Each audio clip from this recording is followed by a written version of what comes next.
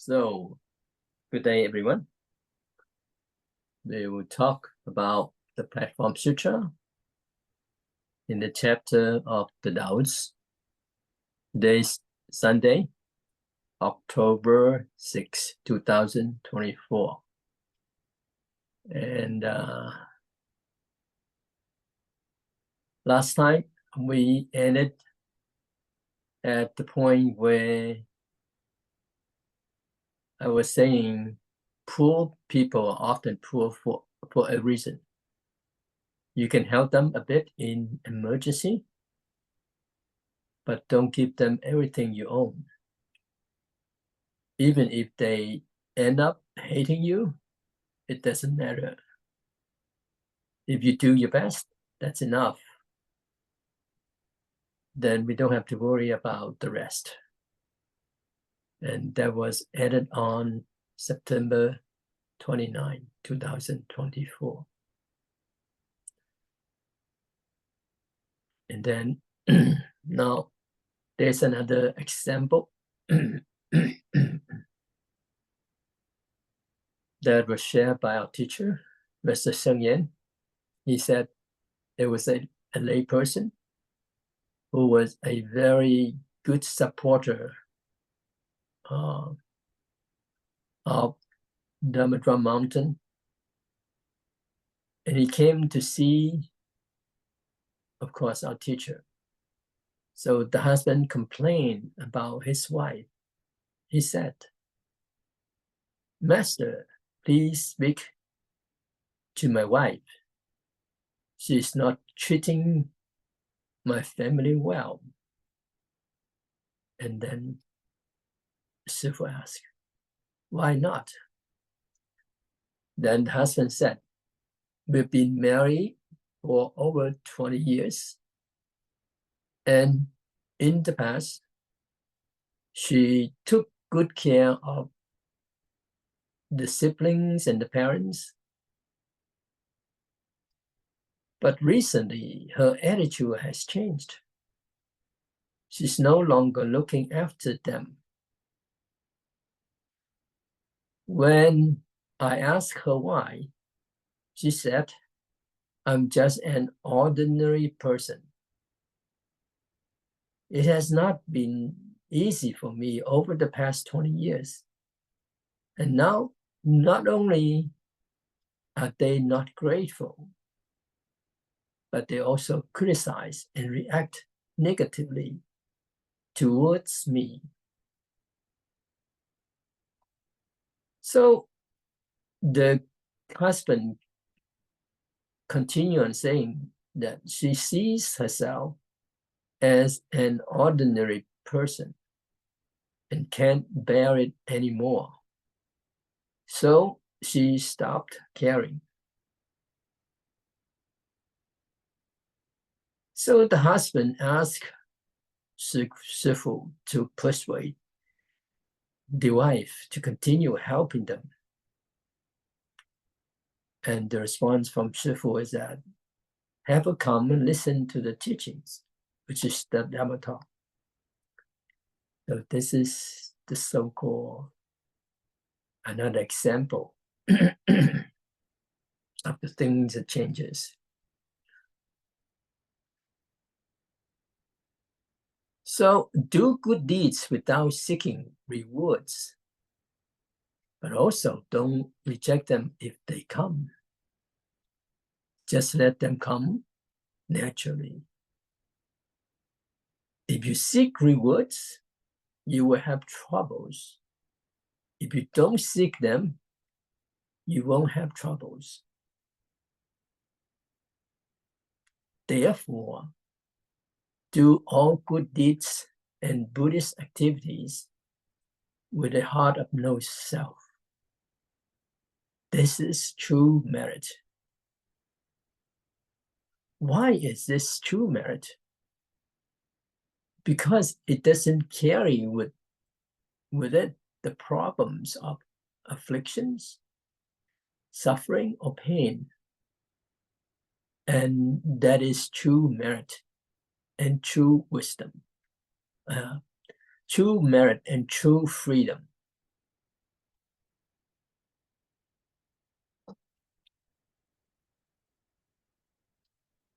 Now we talk about the essence of the mind. The essence of the mind is formless. If it had form, it would be obstructed and tied to self-centeredness. The essence of the mind being formless is what makes it free and unbounded. This is wisdom. When the mind is active, it is always associated with thoughts.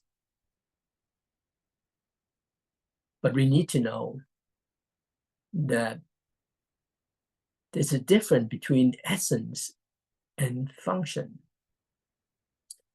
From the perspective of ordinary beings, when the mind is active, it is driven by various afflictions like greed, anger, ignorance, arrogance, and doubt. But in contrast, bodhisattvas and Buddhas, their mind's activity is categorized by morality, concentration, and wisdom. And there are various methods of liberating sentient beings through skillful means. However, these activities, whether they stem from an ordinary mind or an enlightened one, are not the essence of the mind. They are functions of the mind. For both ordinary beings and saints, the mind's function involves thoughts. One involves thoughts, deluded thoughts. One involves deluded thoughts and afflictions, while the other involves pure thoughts and wisdom. Now, when thoughts are absent, that is the essence of the mind. Whether it's the deluded thoughts of ordinary beings or the pure thoughts of the saints, when both are transcended, that is the true essence of the mind. So having thoughts is the mind's function, but being without thoughts is the mind's essence. Only after transcending thoughts, we can speak of true virtue, which is the virtue of merit. So from here, we understand that either ordinary people or a saint, when it's functioning, and there's always, when there's thoughts and it's functioning, then it always has thoughts. But when it comes to the essence, since it's formless, you cannot really feel it. But once you feel it, once you think, then that is the functioning. It is not the essence. So in here, we need to understand the essence and the function. And the function could be with afflictions, and then the function could also be without afflictions. And we cannot, or we don't mistaken saying that this functioning is the essence, or this functioning is the Buddha nature, since Buddha nature is formless. So this point here, we somehow need to be clear. So given that there are no thoughts, then the question comes, who gains this virtue? Is this something you gain yourself, or is this something others gain? The word virtue and the word gain, in gain and loss, share the same meaning. When the mind is without thoughts, there's no one to gain and nothing to be gained. This is true gain. Who is the one who gains? If you think it is yourself who has gained something, then there's still a sense of self. And this self has not been emptied. If there is such a gain, it is not a true gain. It is false.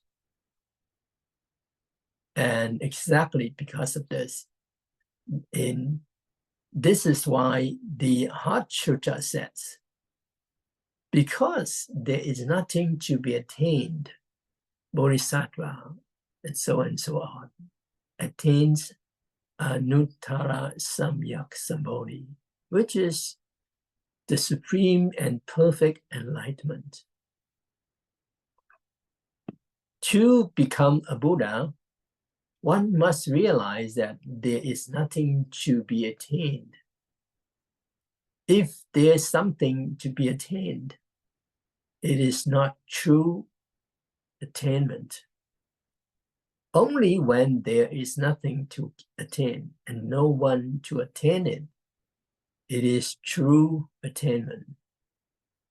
This is liberation and nirvana, which is the state of complete and perfect enlightenment, the Buddha's state.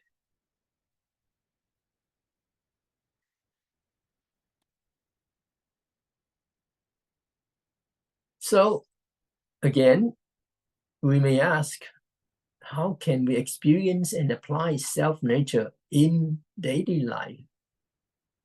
First of all, self-nature is an unmoving mind. The Platform Sutra says, not depart from self-nature is merit. Applying it without defilement is virtue.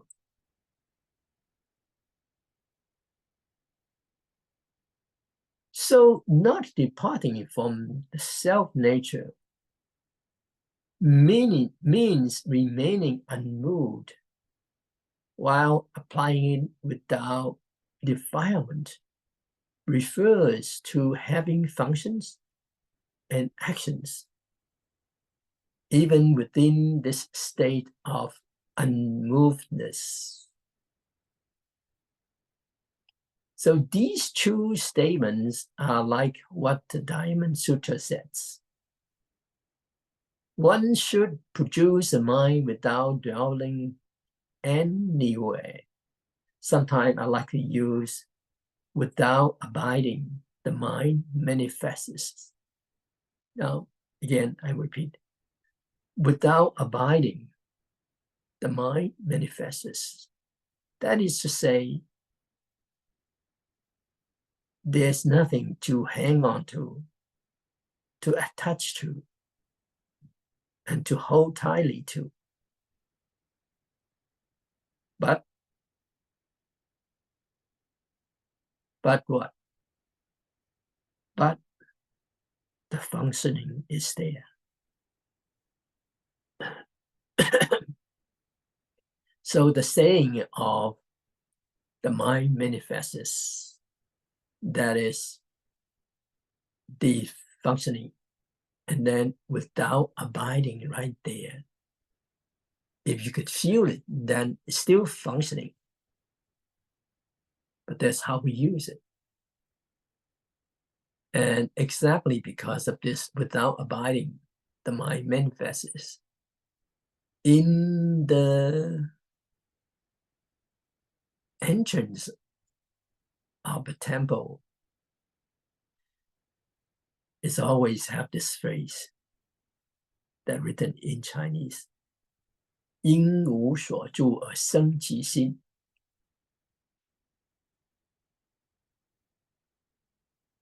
Okay. So these phrases are often seen at the entrance of temples, but putting them into practice is not easy. Okay, it's not easy, of course. What about self-nature? Self-nature is Buddha nature. Self-nature is nirvana. And self-nature is the Dharma body. All of these referring to the unmoving and universal nature. Although it exists, it is not something you can see or touch.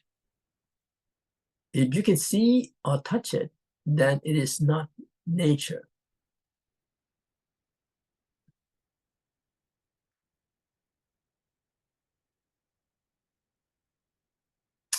We have discussed the term self-nature extensively, and it refers to something inherent in everyone. It doesn't increase when one becomes a Buddha. It doesn't decrease when one is a sentient being. Even if one is as small as an ant, or even smaller.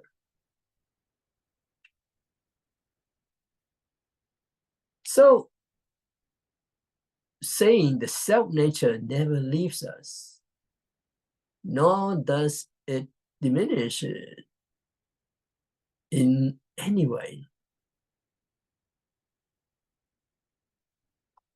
As the saying goes, it does not increase in saints, nor decrease in ordinary beings. It remains unmoved and always as it is.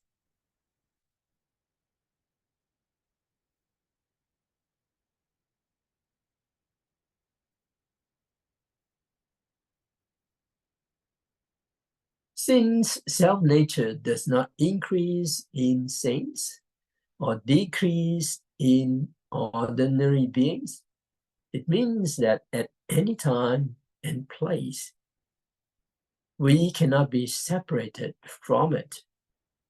However, merely hearing or reading about it in the scriptures without directly experiencing it means that one is still lost in delusion. If one personally experiences and understands what self-nature is, this is called seeing one's nature or attaining enlightenment.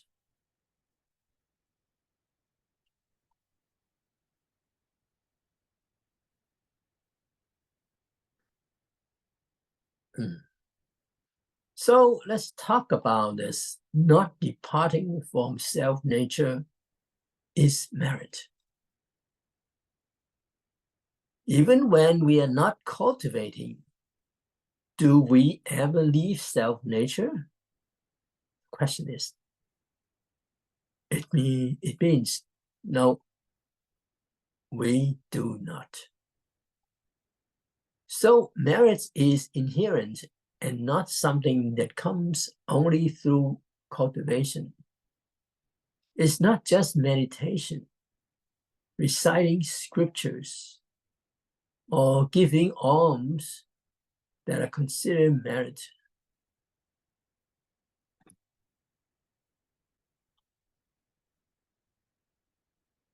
Whether you practice or not, merit is always present.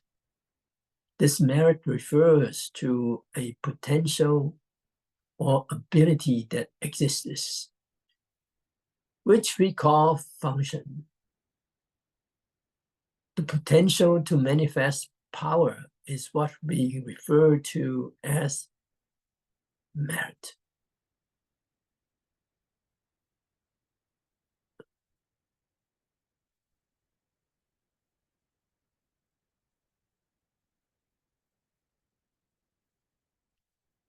Everyone has the potential to become a Buddha, and this is merit. Since everyone has self-nature and Buddha nature, why is it that some can become Buddhas while many remain ordinary beings? It is because those who remain ordinary people do not cultivate. So they do not manifest this potential. So what does application mean?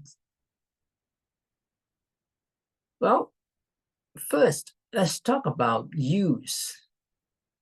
Any object we use will have a function. For example, if I use a towel to wipe my face, and if I use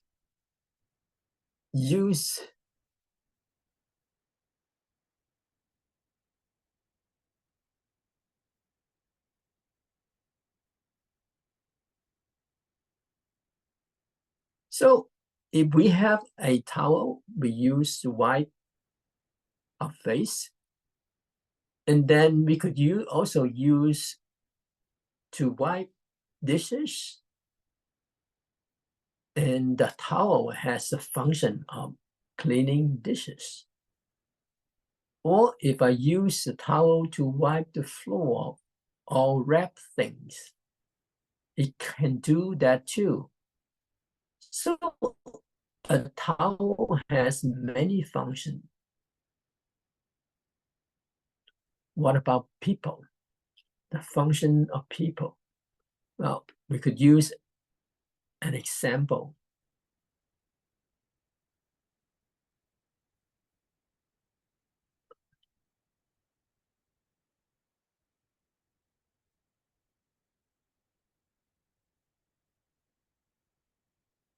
We use a girl, for example. What are the functions of a girl? A girl can be someone's daughter, showing filial piety to her parents. She can be a teacher, a wife, a mother, and eventually a grandmother. Girls have many functions, just as boys do.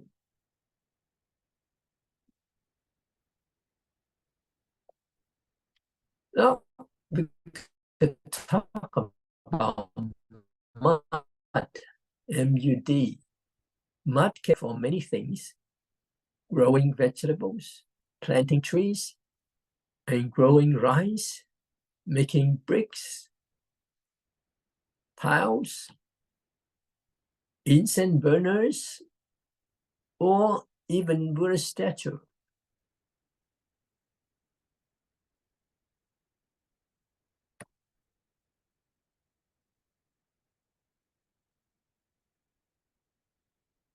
The offering plates we use here are also made of mud. Mud can be used for so many things. Is this merit or function? Of course, this is function. When something is used for a specific purpose, that is called application. Application refers to responding, answering, or providing what is needed when someone requests it. It means offering or supplying. So let's talk about manifesting in response to needs. Now, as we know, Avalokitesvara has 32 forms of manifestation. The Surangama Sutra mentions 32, while the Universal Door chapters talks about 33 forms. Also known as time manifestation.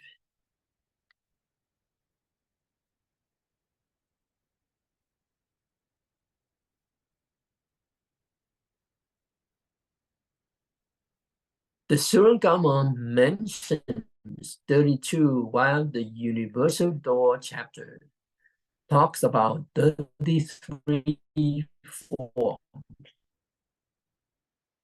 also known as.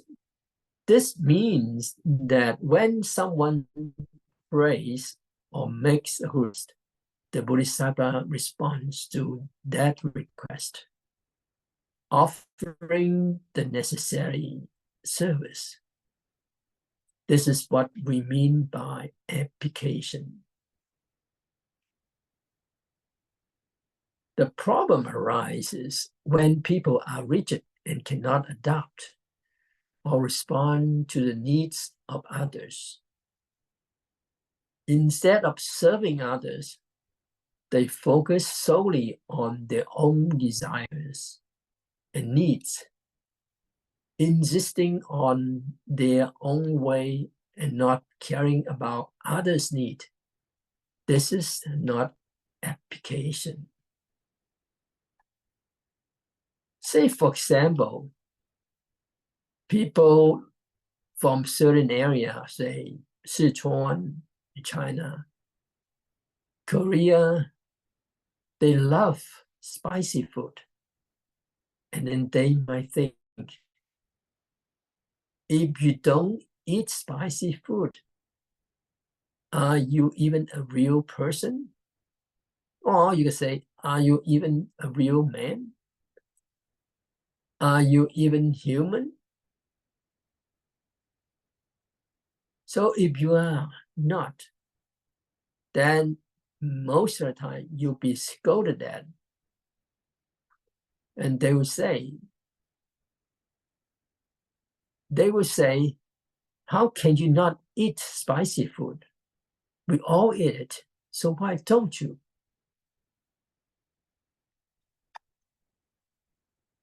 And another thing is that there are many people who drink a lot of alcohol, both, well, in many countries. And if you don't drink, then they will think, if you don't drink, are you really a man? If you can't drink, how can you handle anything in life? And in Japan, they even call alcohol with the name of prajna soup or wisdom water, implying that drinking gives you wisdom. They think, if you don't drink this prajna soup, are you even capable? But is this really application?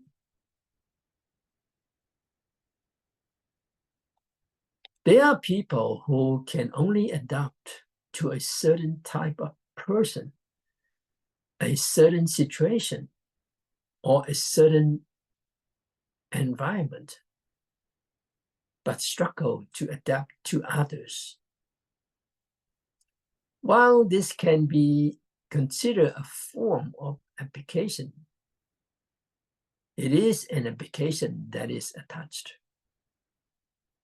Attachment here means being fixed or clinging to something. For example, someone might say, I only want to live in San Francisco, not in LA. I won't move to New York and prefer to stay in California. This kind of rigid attachment can be called application without attachment. There was a conversation between a mother in her 60s and her daughter in her 30s. The daughter asked her mother how long she and her father had dated before getting married. The mother replied, "Back then, there was no such thing as dating. When your grandparents told me to marry him, I married him." The daughter then said, "It's strange, Mom. I dated my husband for several years, got to know him well, but after getting married, I still feel like I married the wrong person. Did you ever feel that way?" The mother replied, "I never thought about whether I married the right or wrong person. I just believe that when you marry a chicken," this is a Chinese saying, "when you marry a chicken, you follow the chicken. When you marry a dog, you follow the dog." Now, this is very the saying of but in the older time, that is, whoever you marry, then you follow that person. And the daughter then remarked, "Mom, you really know how to adapt to your environment." In fact, this mother truly exemplified application without attachment. She didn't concern herself with what kind of husband she had. She focused on being a good wife. Whatever her husband needed, she provided. She didn't insist on being a particular type of wife or expect her husband to be a certain type of husband. This is truly remarkable. Mothers of the past knew how to apply this principle without attachment. So in this context, application without attachment refers to those who, through studying Buddhism and developing great bodhicitta, the mind of enlightenment, can let go of self-centered attachments and adapt to the needs of all sentient beings. They provide whatever help is needed with the sole purpose of benefiting sentient beings, helping them attain peace and happiness. They do so without adhering to any fixed or unchanging methods. And this is what is meant by application without attachment.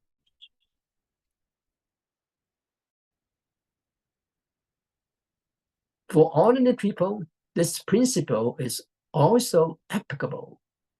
It teaches us to correct, train, and guide ourselves using this concept. We should not cling to one part and ignore the whole. Instead, we should use thoughts and concepts to help ourselves avoid being attached to personal opinions or preferences that could oppose the broader benefit. Although we may not reach the level of a saint, we can gradually learn to practice application without attachment.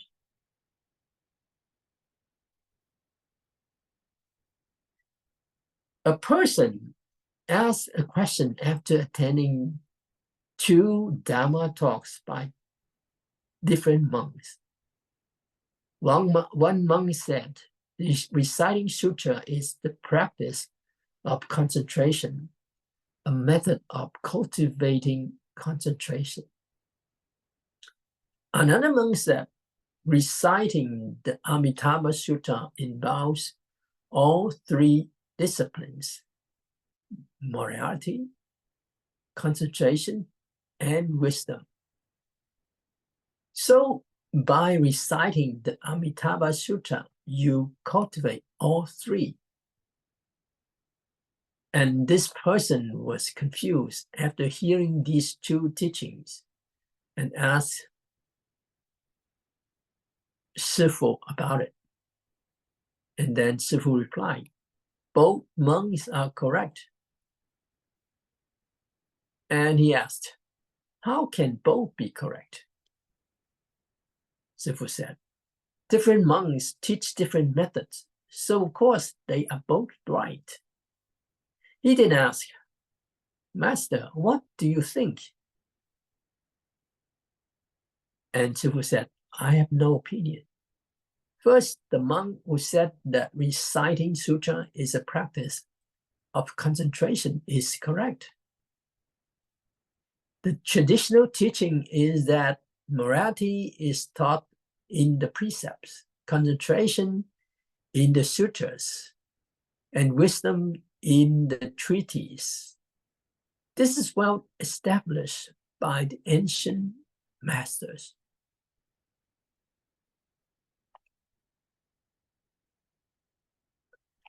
And then secondly, the Platform Sutra says morality, concentration, and wisdom are inseparable. Wisdom arises within concentration, and morality is present within concentration. Therefore, saying that reciting Amitabha Sutra encompasses all three, morality, concentration, and wisdom, is also correct. So the layperson then said, Buddhism is too difficult to understand. And he asked, how would you explain it, Master? And Sifu said, come listen to my teaching.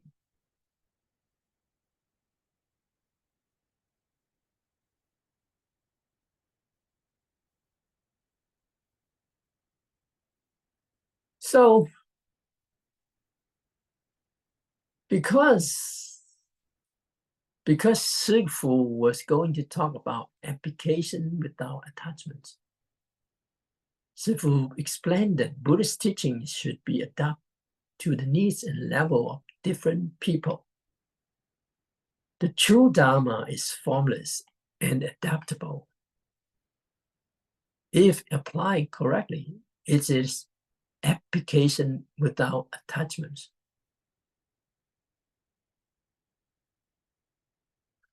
However, if we use the same method and concept for everyone, regardless of their level or needs, this is application with attachment. So the ancient master used an analogy for this, calling it prescribing a rigid formula for all ailments.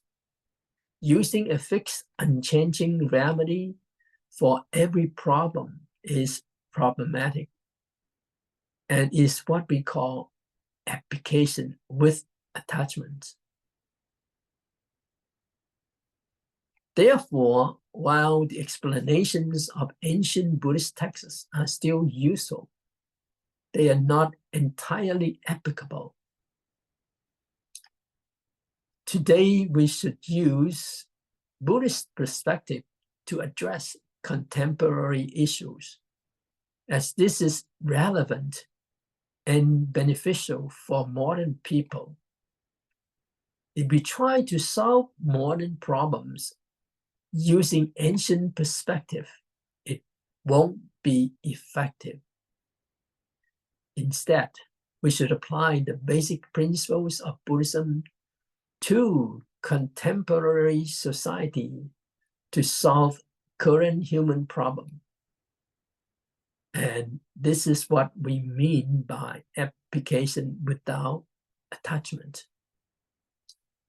So the two phrases, not departing from self-nature, is merit. Applying it without defilement is virtue. Describe merit and virtue. They teach us to remain connected to our pure mind or self-nature while adapting and applying this principle to help everyone in society. This is true merit and virtue. Okay, so I will stop here. Bảo.